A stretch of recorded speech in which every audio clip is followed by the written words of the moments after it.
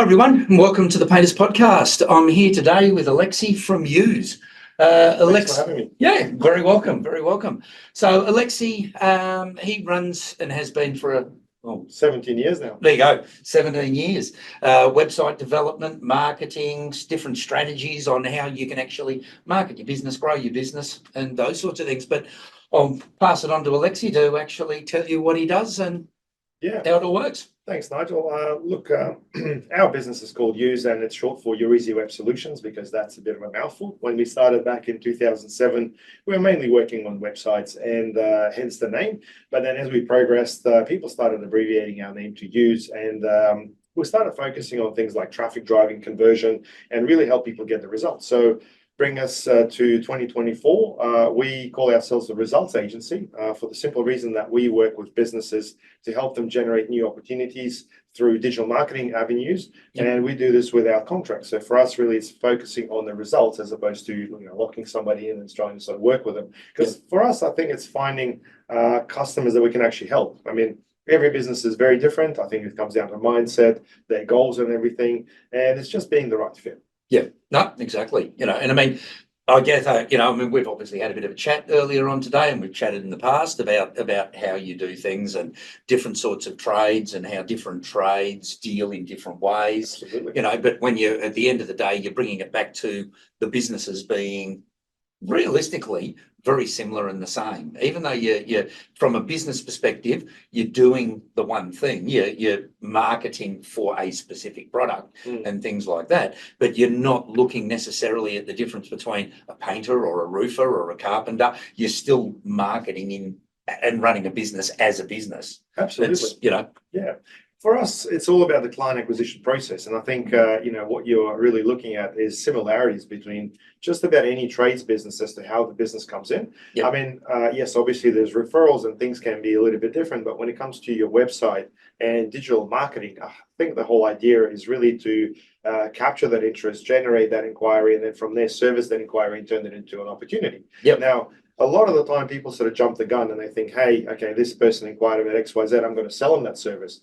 Where really, oftentimes it's a two-step process where you really need to meet up with them first and really get them to understand what you can do for them and explain your process. Because if you don't do that, and if you just try to jump the gun and sell a price, you typically end up with very mediocre customers. And this is another problem altogether, but I find it all across, various trades. And for us, our portfolio sort of ranges, with trades probably being the majority of our customers. We do have quite a few practices. I'm talking about, dentists, lawyers, chiropractors, or allied health, if you like. Yep. And we work with a lot of e-com businesses as well, online stores. But, if you look at the whole thing from a bigger perspective, the client acquisition is really what we focus on. So it's really about connecting digital marketing to a sales process and make sure that our customers win. So there's obviously a few gaps in there, but I'm sure, as we discuss, the elements of that, it'll become quite obvious as to why things the way they are. Yeah. Well, it's interesting that you said process, because that's one thing that I know most small business owners don't have any processes. They've got no processes. They've got no follow-up processes. They don't know. They'll go out, and I know tradies in particular, they'll go out, they'll do a quote, won't have a process for when they follow up. Oh yeah, I better phone that one, I think, and of course, if they haven't got those in place, and of course, what you do is automate those. You make those easy, so it's sort of a step back that actually takes it off their hands slightly, I would imagine, with what you're doing and how your communication's working. Yeah, absolutely. Well, if we talk about the process, the whole idea of the process is to be able to replicate.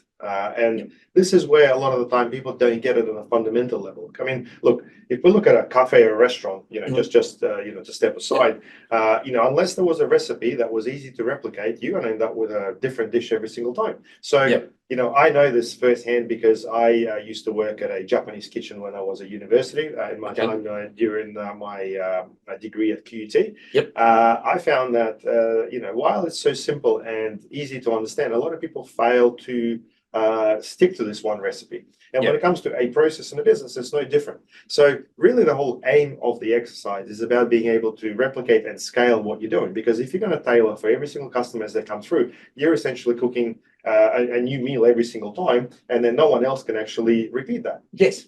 So if it turns out good, you can't get people to follow. If it turns out bad, well, You never get them back. that's right. You never get So them, yeah. that's the analogy that I would use. Yeah, okay. No, that's brilliant. Well, and I mean, those sorts of things, those processes, like you said, making sure that you're replicating. So obviously you'd spend a fair bit of time in fine tuning those, I would imagine, working out, okay, this is working in this client space, that's working in that client space. What's the difference that we're doing? What's attracting them? What's making a difference there? Setting out that, we've all heard about the funnels and those sorts of things, trying to work out what's best across those for clients. And obviously you've been doing this for the best part of 20 years. Oh yeah. So you've been around, you're not a fly-by-nighter per se. Yeah, actually, this year will be 20 years since I actually got into this industry. I started in 2004, so there you go. There you go. Sounds like a lifetime. I mean, it's half of my life. I'm 41 right now. Yeah. Look, back to that point, I think, we work backwards. And why we do that is typically when we come across businesses, they're sort of established enough to sort of know how to sell. So if you sort of talk enough to those people, you understand how they acquire customers. So once you understand the customer acquisition, typically what we would do is build marketing around that. And what I find is one of the key problems with digital marketing agencies. They typically come and tell business owners what to do. Whereas a lot of the time that requires a lot of change and it doesn't quite fit the entire sales acquisition process that they have in place. So for example, if someone sells on, no call out fees, or it could be something like, extended warranties, or making sure the job's done right, or, whatever that is, unless you advertise that, you're never going to have that conversation with the customer in the first place. And the reason why referrals work so well is that typically people would refer you based on those things to start with. Yes. So it's almost like we took all those points and we sort of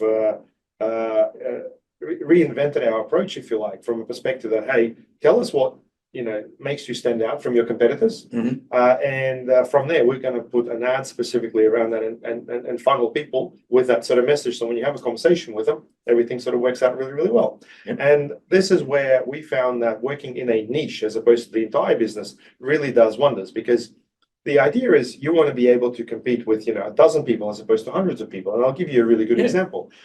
We have been working with a few roofing companies for quite some time. And the moment we realized that these guys really did well in the metal roofing space, or re-roofing, as it's known, we could really dominate that niche quite well.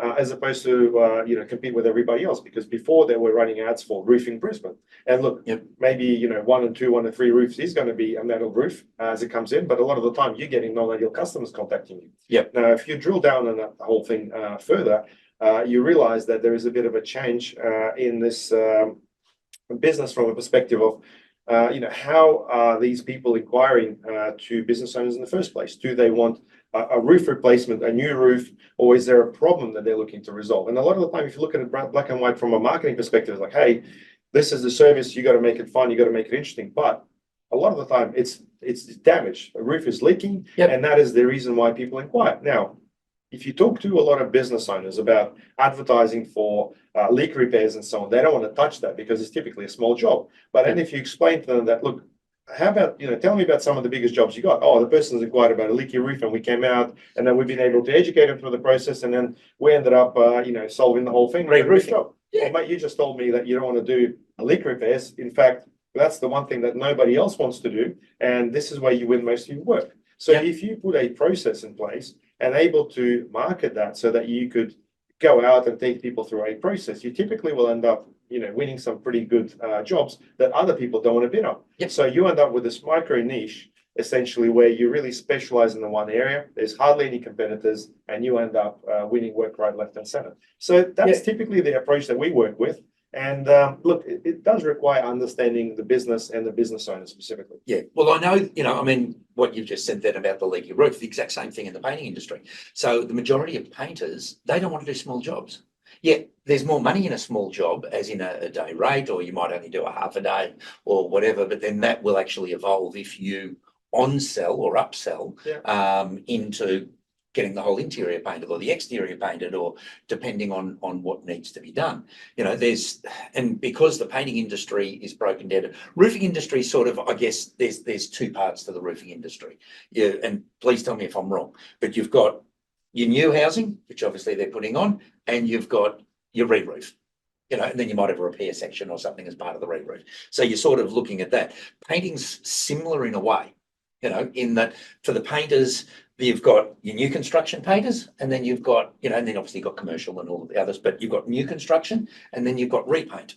So you've got two differences. And I think it's actually probably easier for painters than what it would be for roofers, because a roofer, they do a roof, they're never going to go back to that house. They're not going to, it's 20, 30, 40 years, 50 years, whatever it is. Yeah. Okay. Whereas a painter, they've got a completely different makeup. From years gone by, we used to have, go back to a couple of generations, people would stay in their houses for 20, 30, 40, 50 years. And they might get the house repainted every 15 to 20 years. Then the last generation, suddenly it's gone from that down to 20 years. They may even drop down to 10 years, where today's generation, they're turning them over every 6 years. So you've actually, on average, a house sells every 6 years, or people move every 6 years. Yeah. So all of a sudden, and the best way to increase the value of a property is to paint it. So if you're selling it, as a general rule of thumb, you go from a $1 in to a $4 out return on investment on a paint job. So if you repaint your house for 10 grand, you can expect that you're going to ask an extra $40,000 when you go to sell it. Yeah. So that's approximately how it works in the painting, in the housing industry, in connection with the painting. Yeah. So what happens is you've got more and more people wanting more and more paint jobs than what we did 20 years ago, because the houses are turning over more often, yet we haven't got as many people coming into the painting industry to looking for the work. And that's why guys are booked out so far ahead, or their problems of staffing issues and those sorts of things generally. So when it comes to the marketing side, I guess, like you were saying about your niche marketing into certain target areas, I know guys that do exactly that, and they niche target. And that's something that I know you can do, quite easily, quite well. You've been doing it for years. You know exactly what sort of areas you're looking for. It's just a matter of finding out the information from That's right. the painter, Yep. or from the client, of what you need and what you're wanting to head that to.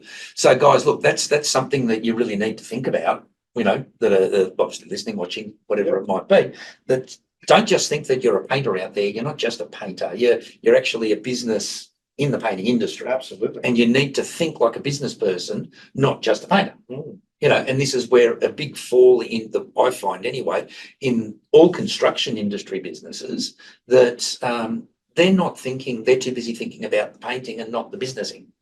Whereas that's where you come in that you think about the businessing and help them to achieve the paint. Absolutely. And look, we talk to business owners about this all the time, because a lot of the time they're like, hey, okay, you just gave me an example about, let's say, roofing. Okay, because I like to use that example. Yeah, it's easy to understand. It's easy for you. And they're like, oh, but if I do painting or if I do air conditioning, there's really not much I can really specialize in. In fact, if I just went after those sort of jobs, I'd probably go broke, because I won't get enough of those. Let's say some air conditioners want to do big, ducted air cons, and they're big jobs, and they're harder to win, and obviously other challenges. But there's so many ways you can niche in a business from a practical perspective.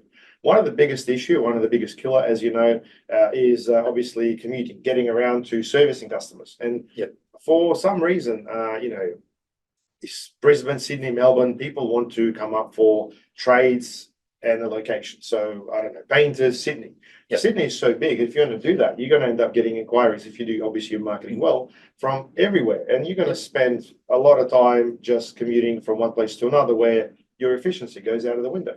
I think the first thing to niche into is your geographical location. If you're able to come up through things like Google My Business, which in fact is a quick win for most businesses if you do it right, is to focus on the suburb that you're in, or the few suburbs around you. And a lot of the time, most business owners know what a good area is. And and when it comes to areas, there's also conglomerates of areas. Like, for example, Logan, right? So Logan is a conglomerate of various suburbs. If people are looking for, let's say, paint in Logan, that sort of assumes certain suburbs, but then you know which suburbs are good, which are bad, which are developing, and so on. So if you target a specific type of customer with the right message in those areas, that really makes you stand out. So would you prefer to use a local painter who can come and see you, I don't know, today or tomorrow for a quote, or someone who's based on the north side while you're in Logan, and the whole thing's going to take forever? Exactly.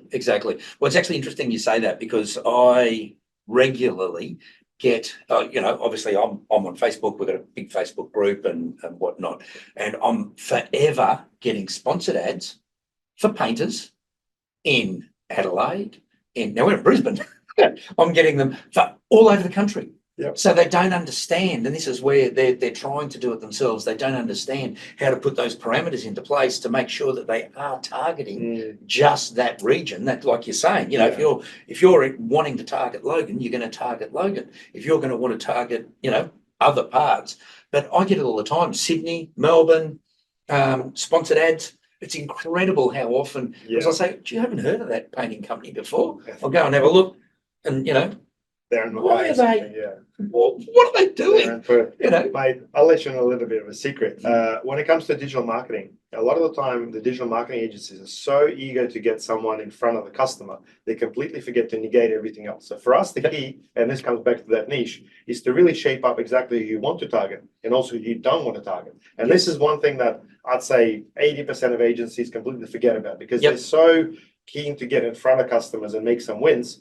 There's nothing worse, in my opinion, than the customer saying to us, hey, we started running with this company, Google Ads campaign and Facebook, and we started getting inquiries from Sydney while we're in Brisbane. It's like, makes no sense. What's going on? Look, there may be an overlap sometimes where a person's commuting through an area, or maybe they're in an area while they make inquiry for something else, but it should be less than 5% of your inquiries. If you're getting like 50% of your inquiries from all wrong areas, simply the targeting is not fine-tuned enough, and people are not negating where you don't want to come up. And a lot of the time you can understand this whole customer journey, because a customer, when they make a decision, goes through a set of ads, and then through the interaction, you can sort of make sense whether this person is actually looking to buy from you, or they basically become interested, but they're never going to buy from you, or they may recommend you to somebody else, or there's something else. And based on that, you can fine-tune the entire marketing. The biggest thing for us is we find that customers, when they come to us, they want to save on their marketing and make it more efficient. And the easiest way to achieve that is just start cutting out whoever is not going to buy from you and focus on the ideal customers. Yes, you're going to get less inquiries, but that's what's going to save you the dollars. But that's exactly it. Yeah. I mean, it's whether you've got that blanket approach or like you say, that niche, and target. And look, I know guys that I've worked with, and do work with, that they're niche marketed. People don't understand your niche. How can you niche market a painting business? Easily. You can target exactly where you want to work, where your quality of work is.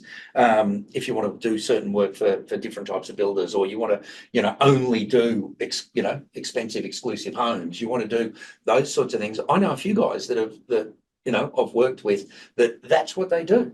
And they're running 5, 6, 7, 8 people just exclusively on niche marketed areas. There's guys out there that only do wallpaper. That's all they'll do. They don't pick up a paintbrush. They only wallpaper. And there's enough work out there. People say, oh, no one wants wallpaper. Walk into every hotel, casino. Everything's wallpaper. They don't paint, because it's easier for them to wallpaper those types of things based on the fact of there's no fumes. You're not dealing with, the paint smells that affect other people when they're coming in. So they look for other ways of doing those types of things.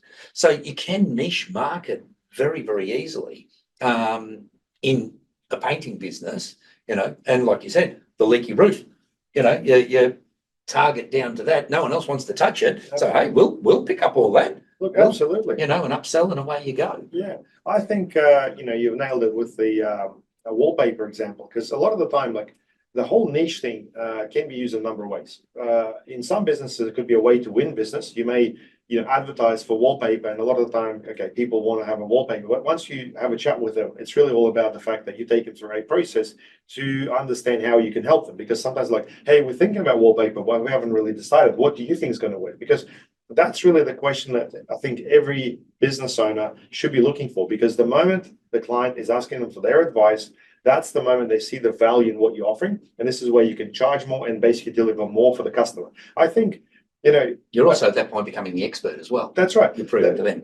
How much money you make out of a job is really defined by the size of the problem that you're solving. If you think that the size of the problem is defined by you putting some, paint on the walls, you essentially setting yourself short. Because I think that if you understand the bigger problem that you're selling in terms of what the customers want to achieve, and you can uncover that through a sales conversation or a quote, then everything works completely different. Yeah.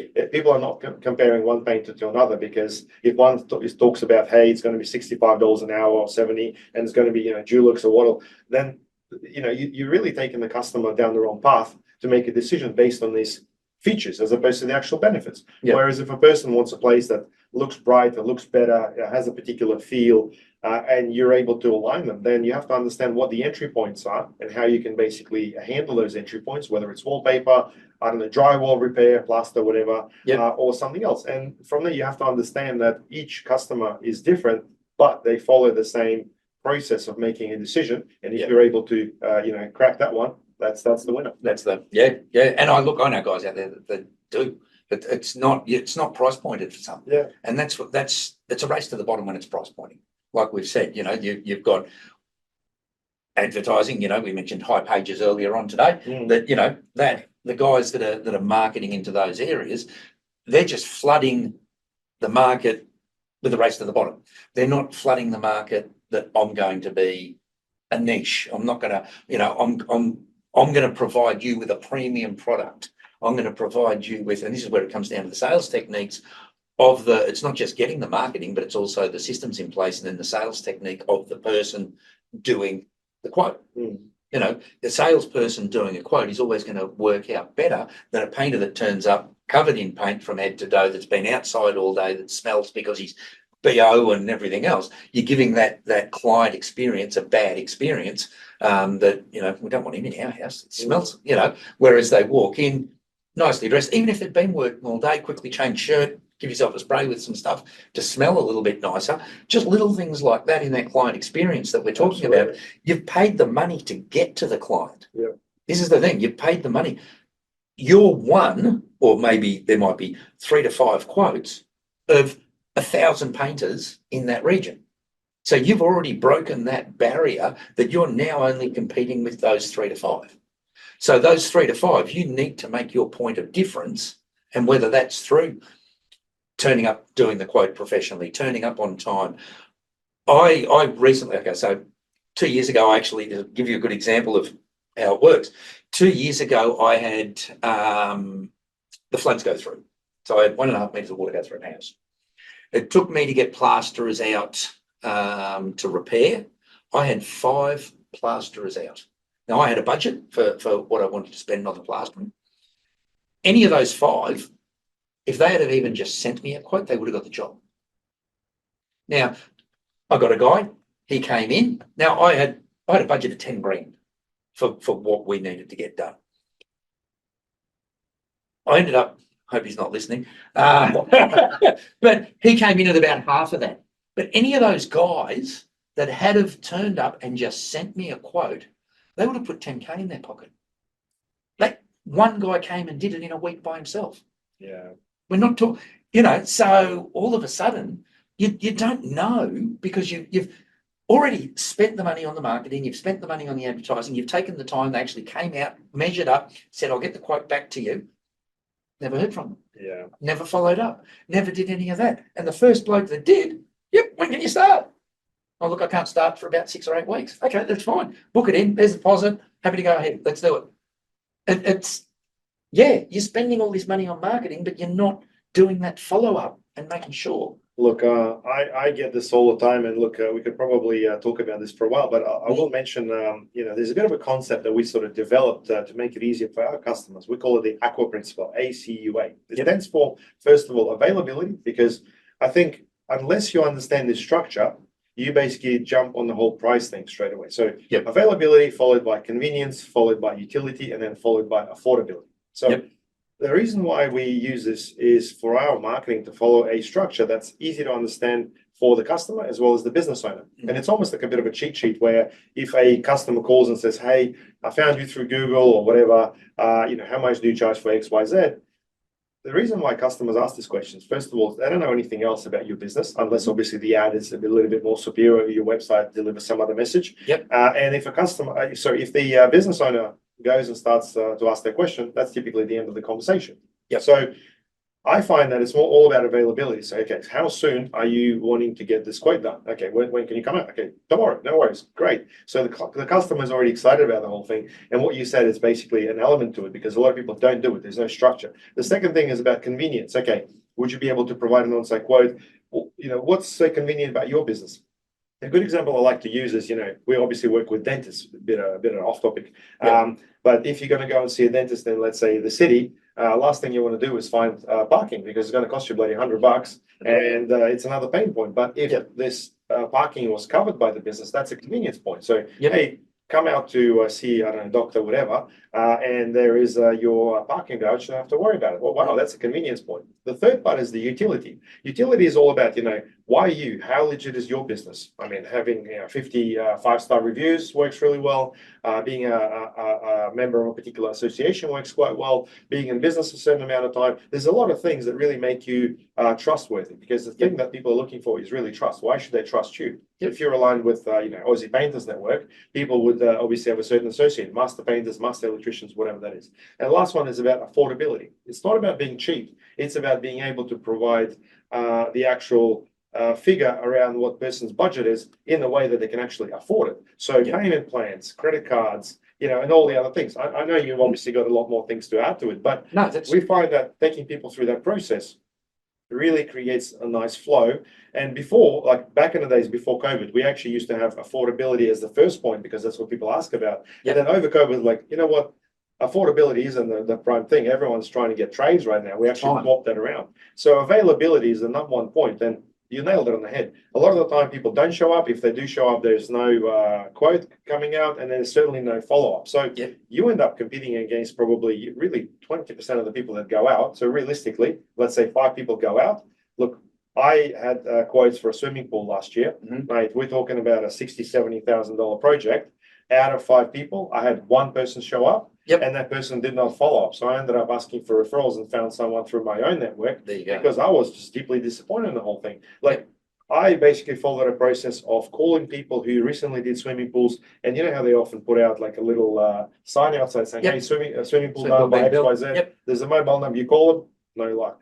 I called up people basically through Google and Google Business, and I couldn't get through to mine. And the ones I did say, yeah, we'll come out, whatever. You have to follow them up in order to get the chase. So it's like, what's wrong with this world? Why am I chasing someone who I'm about to pay money for? That's unheard of. That's it. But that's what happens in some industries, and I think it's a matter of having a market that's a little bit overheated, but at the same time, every time I talk to business owners and say, hey, you're busy, right? You're not picking up your phone enough. Yeah. So are you making more money? Have you bought another house? Have you got a better car? No. Have you been on a holiday? Yeah. I love the one. Okay, you're the business owner. Have you actually taken 4 weeks off? Have you taken 4 weeks off and gone overseas on holiday? Well, if you're that busy and should be making lots of money and you can't take a weekend off? Yeah, if everything's so bloody good and you're so busy, mate, when you've been on holiday or something, when'd you go? I was like, no, I haven't been on holiday. Well, mate, there's something wrong with your business. And I think you're missing the point because if you're still selling on price with this overheated market and people can't go out and you're thinking that I need to win another job and you're racing to get that done,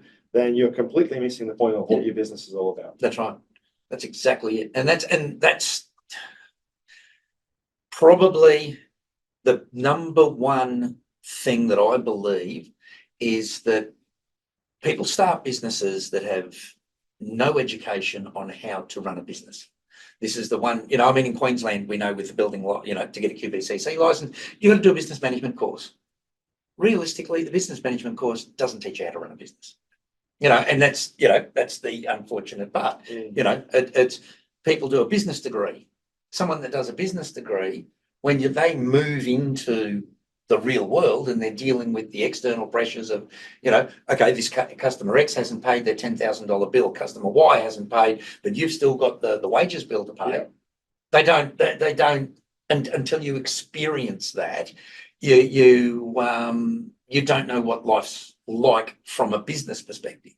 And this is one of the biggest things, education, and this is for everyone out there.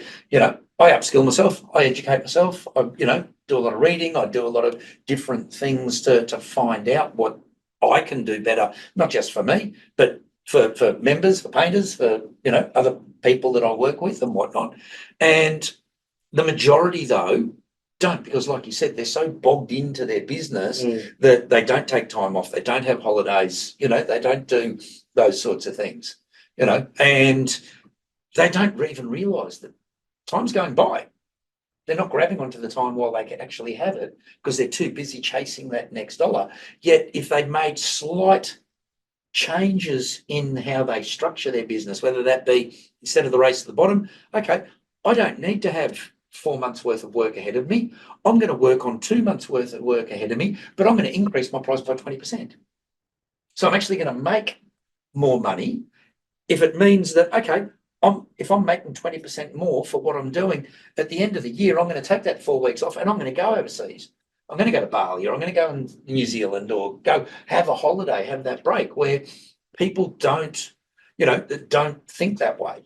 They have their what they'll call their marketing strategies on how they get their business in. And like we were talking about earlier, a 1 or 2 man business, they can survive on word of mouth.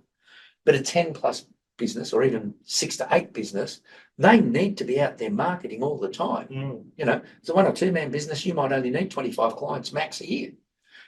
These other larger businesses are needing 200 clients. That's right, unless you charge more. So, but even if you're, if you're working Still on, you've online, got other, obviously wages and all the other things going out.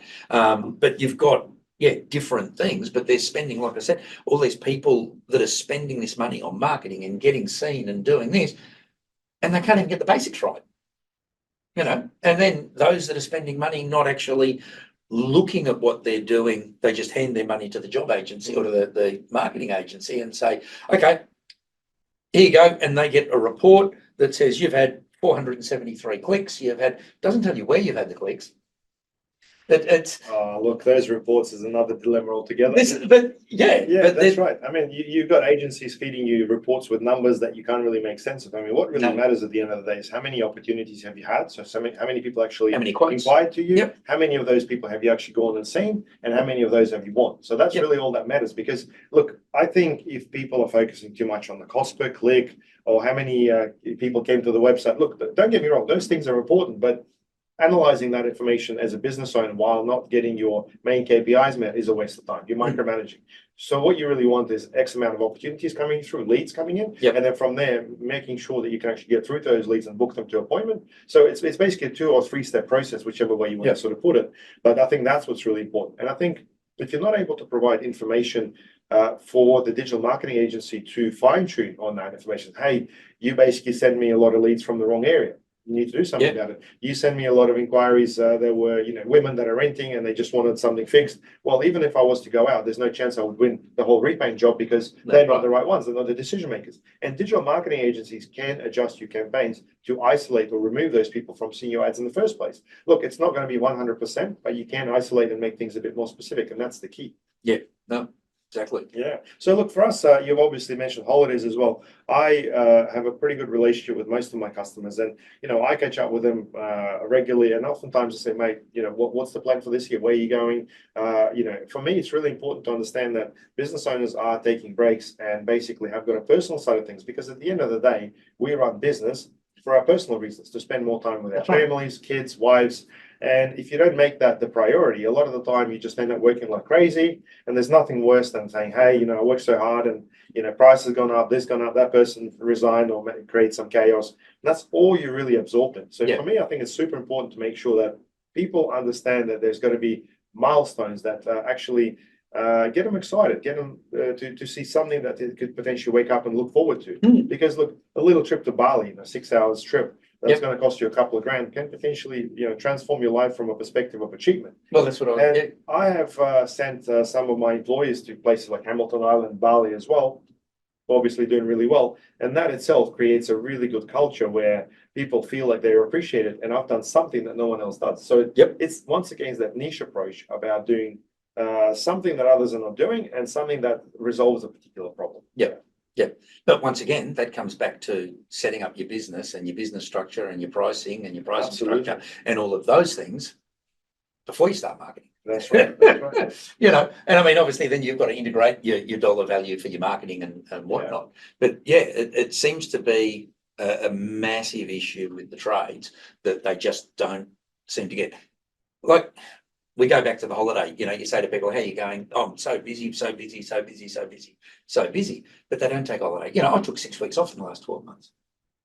That's, you know, but at the same time, I work 10 hours a day when I'm at work. So you put in those extra hours. And I know all business owners do that. That's right. You know, you're putting in those hours. A 40-hour-a-week job is a part-time job to a business owner. Yeah. That's, you know, I don't know any business owner that works 40 hours a week. Most would be working 60 plus.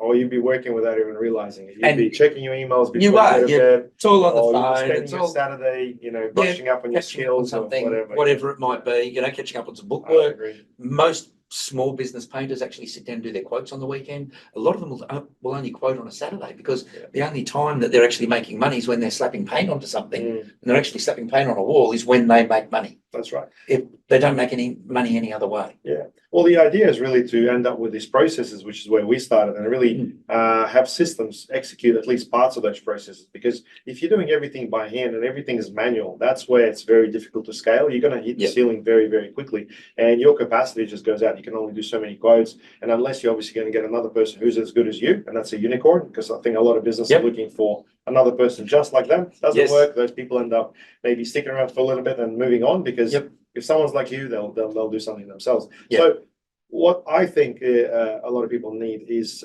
really understand the need for systems and obviously be able to replicate through systems as opposed to people. While I think systems and people are the two parts that drive the business, it's important to find that balance. And I think you know, from a perspective of foundation, you really need that partner approach to the entire business. And what I mean by that is, okay, let's say you get a bookkeeper on board that's going to save you a ton of time. And initially for business owners, when they're starting out, they think, hey, bookkeeper does this, it's a simple job. It's important to get it done right. So what you really want is that partner relationship with that bookkeeper. So, and so that you trust them and they get the job done. So you don't have a headache. You don't have to worry about it. Your hands are untied. You can do so much more with that time and so on. Accountant, the same thing as well. Marketing agency or marketing person has to be exactly the same way, because if you go in and double checking what they're doing or they're not delivering the results, the trust is not there. This way, you're always stretched out across too many areas of the business and nothing works quite well. If you can just focus on the one area that you do the best and you get those partners in place that can really deliver for you, I think that's the absolute ultimate goal for every business. That is the key. That is the key. So, no, look, great. Is there anything else you want to throw in? I think we've covered a fair bit mate, in we the could time. talk for hours. I know, this is how it Absolutely. goes. We might have to do another episode on things a little bit more specific. But look, I guess the one thing I wanted to share is, you know, a lot of business owners are looking for that quick win. They do want something that potentially makes them stand out. And I find that while it's relatively easy, a lot of people don't do this. It's Google reviews. Every time you look for, you know, whatever trade and whatever area, obviously someone comes up, and strangely enough, we make decisions based on complete strangers leaving reviews for a business. I mean, it happens a lot with restaurants. Hey, this one's got 100 reviews, must be good. Must be good. Read a couple. Same thing happens with painters or any other trades as well. So if you got 8 reviews and you've been in business for 20 years, the perception right now in 2024 is that there's something wrong with your business. If you haven't got the reviews. That's right. So it's almost like, hey, you've got 8 reviews and your closest competitor's got 45 reviews, but they've only started last year, and you know that they probably don't do as well, you know, as you. And the reputation could be shonky, but they just keep getting those reviews. Well, putting process in place to get those reviews is not difficult. You can use various systems to re-engage your past customers and get reviews from them, because reviews is the trust that actually gets people across. But most importantly, in Google, having a certain number of reviews that basically mention the main keywords around your business, like painters and quality and decorating, advice, all that sort of stuff, will make you rank organically. So I think that's probably the easiest and the, you know, should be the prime strategy for a lot of businesses when it comes to positioning themselves, because it's not just about marketing, it's also about creating credibility and trust. People buy from people who they know, like, and trust, and I think that's the absolute basic. So I just thought I'd add that, because a lot of people, you know, they're looking for a quick win, and oftentimes they don't realize how simple it can be. So if anyone's struggling, feel free to reach out. I'd love to have a chat, but it's not as difficult. And if you're trying to do everything yourself, I think that's another problem as well. That's the biggest thing with small businesses, because they don't have the budgets, they don't have, you know, they're not in a position, particularly in their first couple of years, to actually to pay out the money, because they don't understand. You know, they're trying to establish themselves, they're trying to get into those sorts of things. But it's that old, what do you, you know, adage of, do you put the cart before the horse or the horse before the cart? That's right. And, and you've got to spend money to make money. If you don't market, you can't get the work. That's right. So you've got to have a budgeting in there to actually get those wins and then work out. For a painter, for years, okay, most small painting businesses, their partner or they do the bookwork or those sorts of things, like you said before, get a bookkeeper. They're not that expensive. But if it means that you've got an extra 3 hours a week painting, you're actually going to make more money than what that 3 hours is going to cost you in a bookkeeper. So, this is where you have to break down and work out how you want to actually have your business established and running. Absolutely. But you need to work those things out. Yeah, I've had a bookkeeper for years. I don't have to think about payroll. I don't have to, that just happens. I don't, I just get an email. That's it. Do you approve it? Yep, approve it. Away it goes. It's not difficult. The goal you're looking to achieve here is really flow. Like you want to make sure things flow and you don't get stuck with something, because there's nothing worse than someone saying, hey, you got to do this, and you're trying to do it all yourself. You don't understand it completely, and it creates a lot of stress, because flow is really all about you not stressing. And I guess if you can create new opportunities through marketing, sell them by connecting with the right people, deliver the actual service without the stress and being on the same page as your team and get paid on all time, I think is really the ultimate goal for every business. That's exactly it. Yeah. And then take a holiday. Absolutely. Well, you should plan a holiday before you do all that. Yeah, exactly. And set yourself a target for it. So, absolutely. Look, Alexei, thank you very much for coming in. It's been great. Hope it's been informative for everyone out there. Thanks for having me. Yeah, and we'll certainly look forward to doing it again. Absolutely. So everyone, yeah. I mean, if anyone needs, any tips or advice or being pointed in the right direction, our website is YEWS.com.au. Yep. Happy to reach out, and if there's anything I can do to help Aussie Painters Network, happy to do so. Yep, great. Vice versa. Okay, everyone. Hope you've enjoyed that. We'll see you next time. Bye for now. Thank you. See ya. There you go. Cool. Easy enough.